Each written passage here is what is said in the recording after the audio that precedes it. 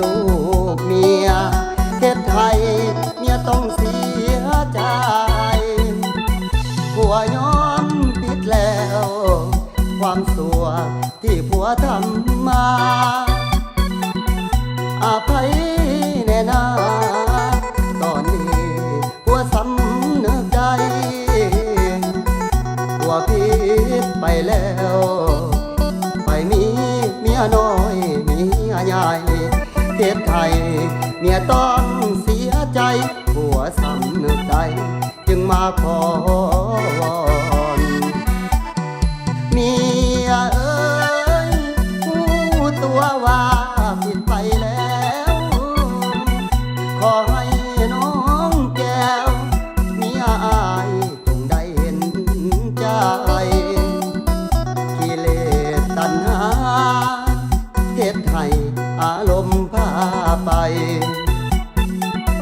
ความผิดของอาย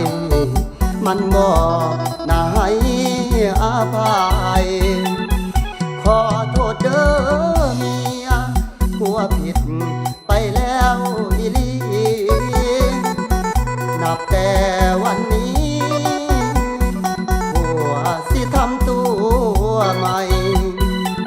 สิหักเมียหักลูกบ่ให้เมียต้องเสียใจสัญญากับเมียก็ได้ถ้าเฮ็ดต่อไปให้เมียเลิกลา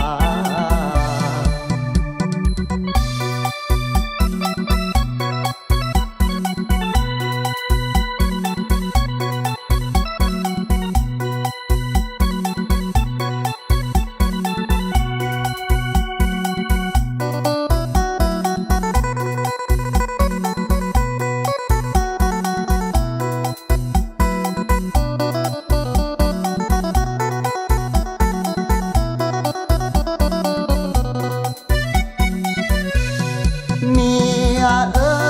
ยรู้ตัวว่าผิดไปแล้วขอให้น้องแก้ว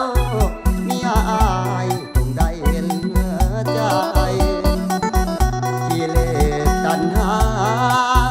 เฮ็ดให้อารมณ์พาไปความผิดของนายมันบ่น่าให้อภัยขอโทษเด้อเมียผัวผิดไปแล้วอีหลีนับแต่วันนี้